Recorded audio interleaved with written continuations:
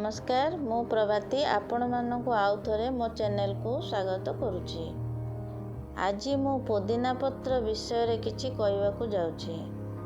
पुदीना पत्र को कंचा खिया जाए यह अत्यंत रुचिकर होइथाए।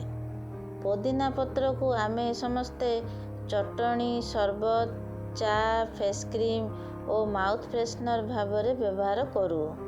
पुदीना पत्ररू आमे calcium iron carotene vitamin C protein इत्यादि पाई थाउ। आसंतु जानिबा पुदीना पत्रर औषधीय गुण विषय। पुदीना पत्र रसरे संध्यव लुण मिसाई पीले अग्निमांद्य अर्जिन एवं आंबिला हाकुटी भल हुए। पुदीना रसरे अदा रस मिसाई खाइले अरुचि और वायुदोष बा गैस प्रोब्लेम दूर हुए।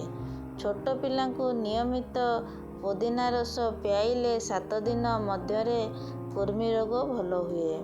पुदीना पत्र रसरे जीरा गुंड मिसाई पीले अल्प दिन मध्यरे पित्त रोग बा एसिडिटी भल हुए। खरा दिन रे पुदीना पत्र शरबत पीले पेट ठंडा रहे। पुदीना पत्र रस सहित अल्प गोलमरीच गुंड देई खाइले बांती बंद हो जाए। सालाड रे पुदीना पत्र 4-5टी काटी पकाइले ताहा स्वादिष्ट सह खाद्य बहुत शीघ्र हजम हुए। पुदीना पत्र रे अदा पकाई चा करी पीले ठंडा सर्दी मुंडबिंधा कमी जाए।